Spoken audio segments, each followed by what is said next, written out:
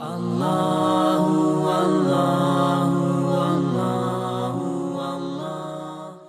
یوسف کی آیت نمبر 58 سورہ یوسف کا 8واں رکوع اور 13ویں پارے کا دوسرا رکوع. وجاء اخوۃ یوسف، اور یوسف کے بھائی آئے. فدخلوا علیہ، تو یوسف کے پاس وہ حاضر ہوئے. فعرفہم، تو انہوں نے انہیں پہچان لیا. وہم لہ منکرون، اور وہ یوسف سے انجان رہے، پہچان نہ سکے.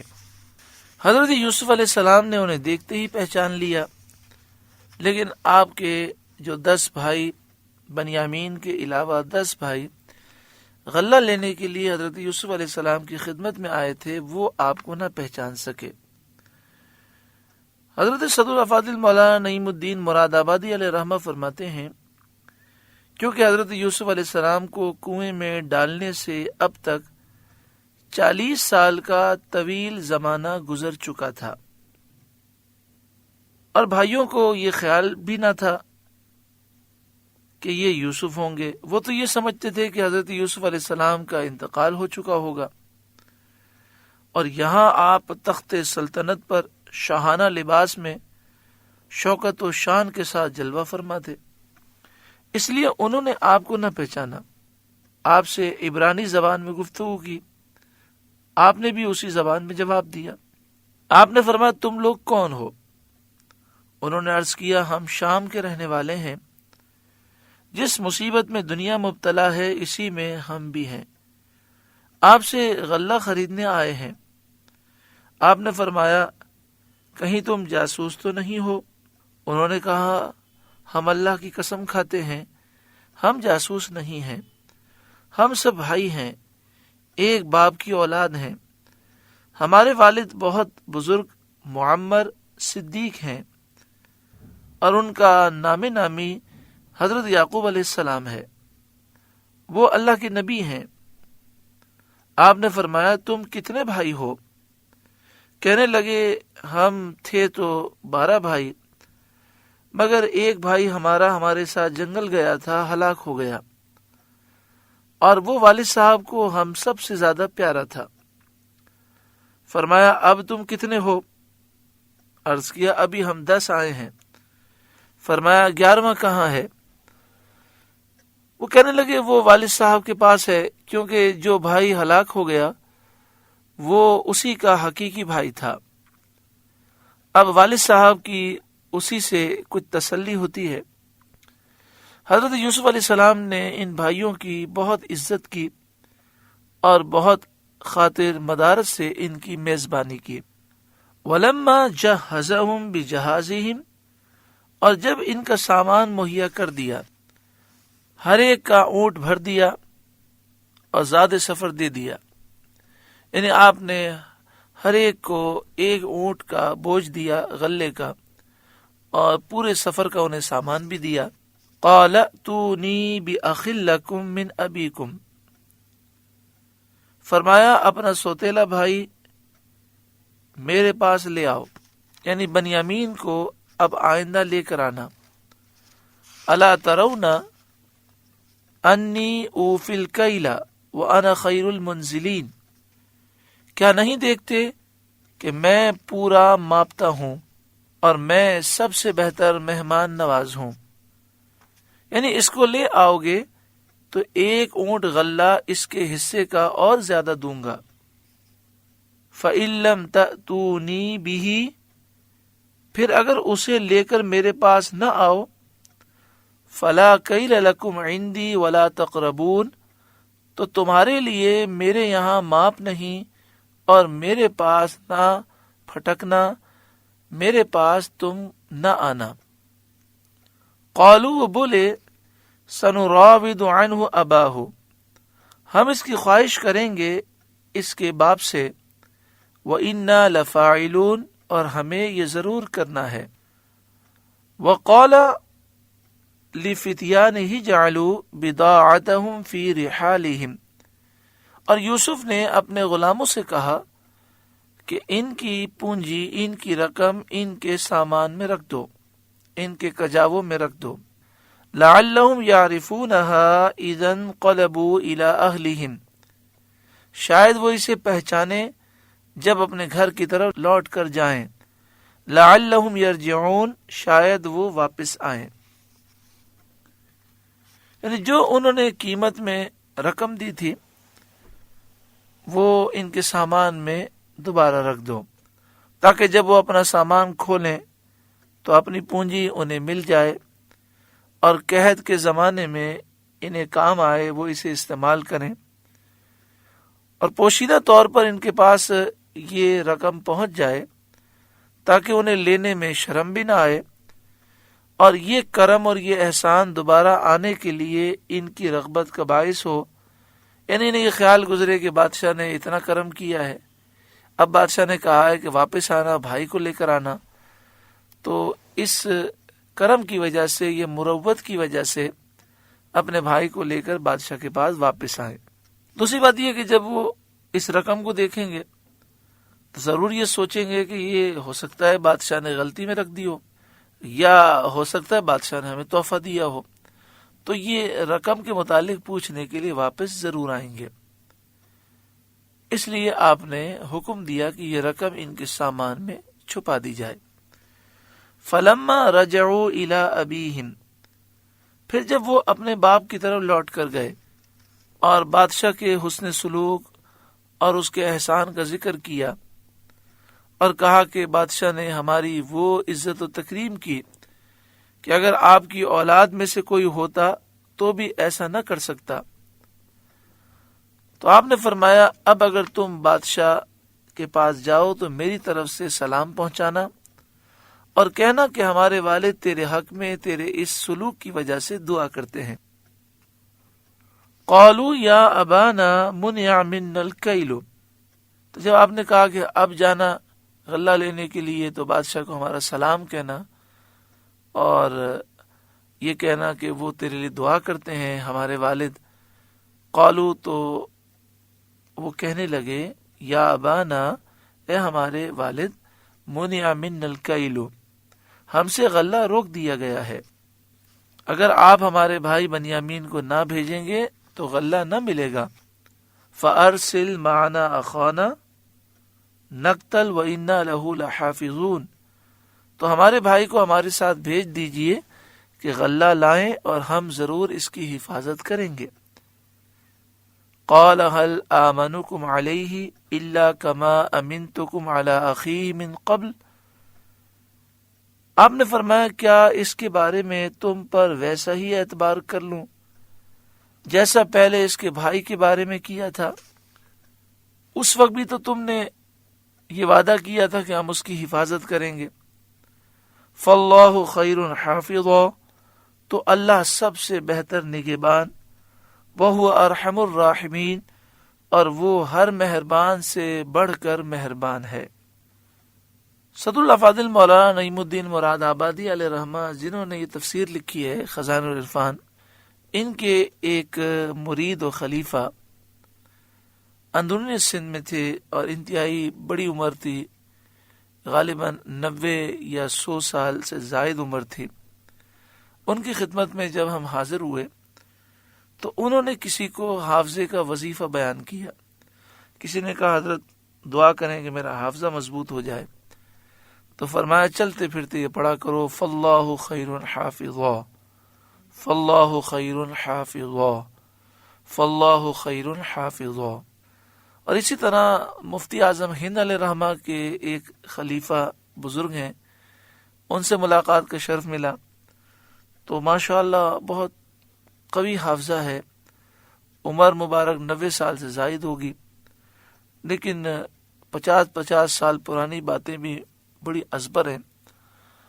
تو ان سے پوچھا کہ حضرت یہ حافظہ ماشاءاللہ آپ کا اتنا قوی ہے، تو حافظے کے لیے کیا وظیفہ پڑھنا چاہیے؟ تو آپ نے فرمایا چلتے پھرتے درود پاک پڑھو.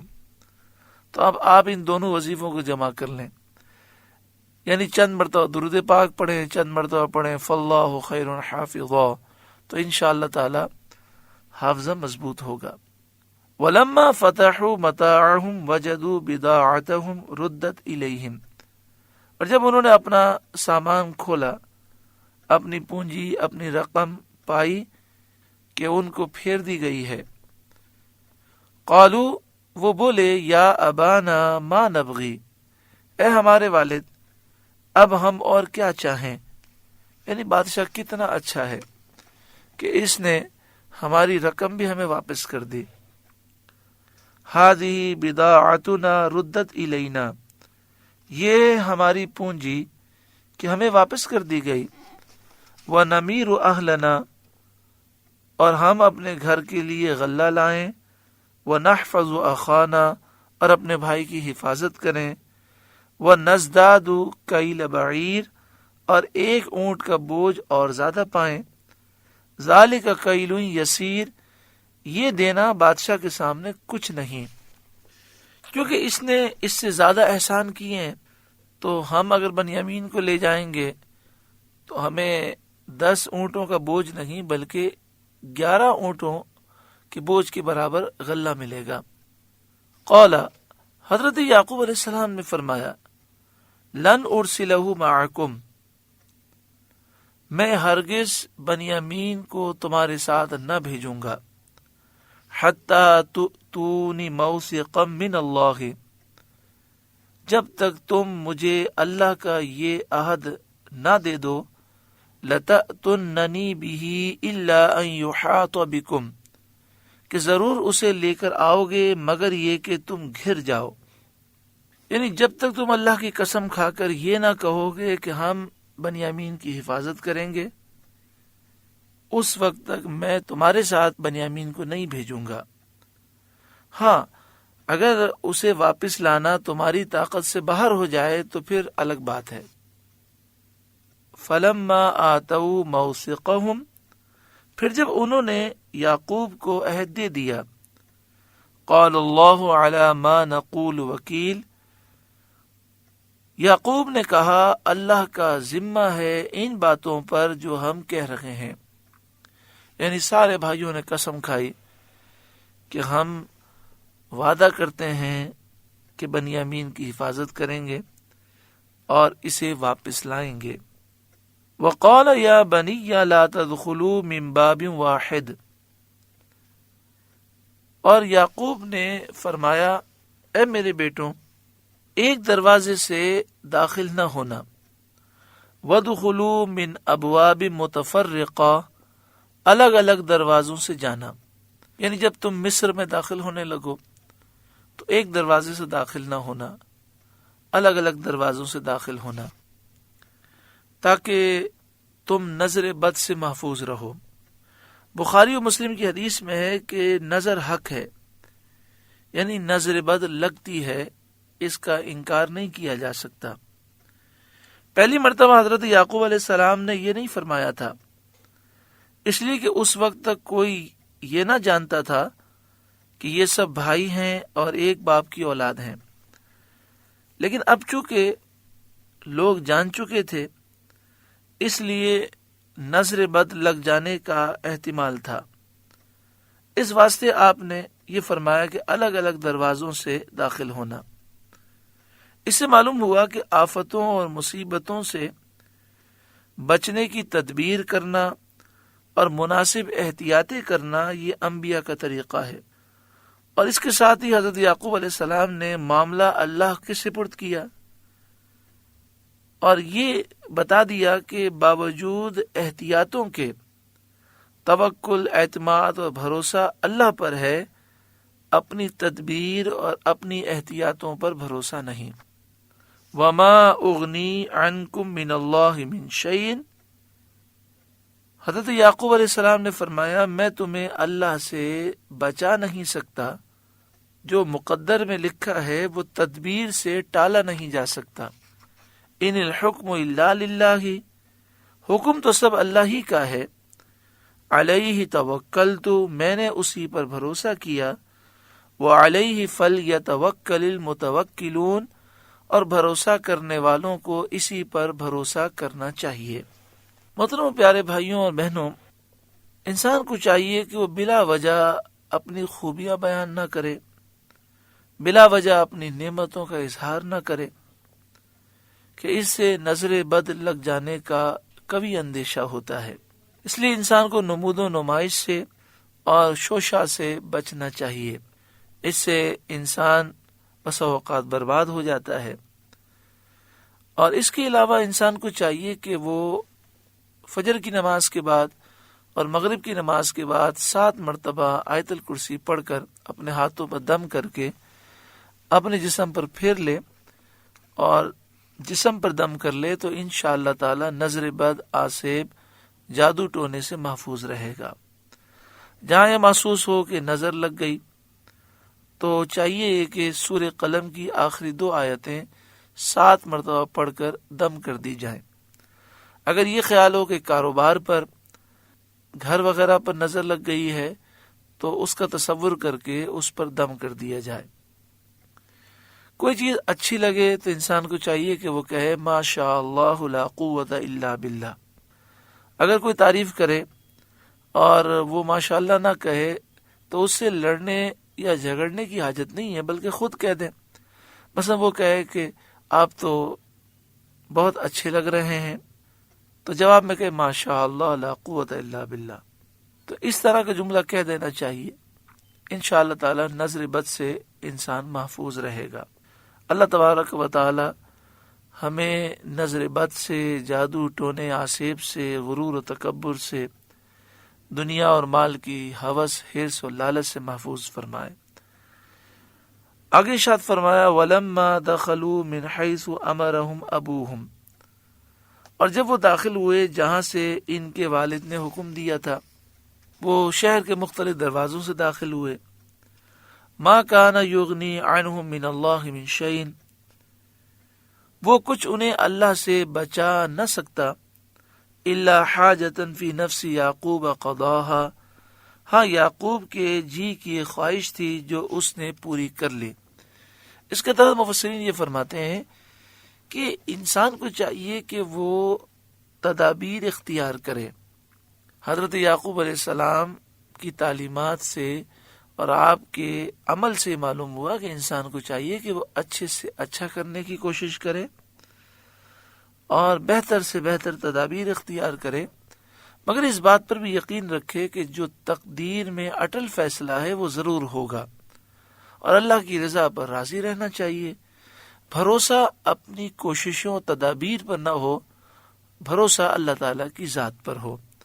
وَإِنَّهُ لَذُو عِلْمٍ لِمَا عَلَّمْنَاهُ، اور بے شک وہ صاحب علم ہے ہمارے سکھائے سے، یعنی جو ہم نے انہیں علم دیا اس کی وجہ سے وہ صاحب علم ہے۔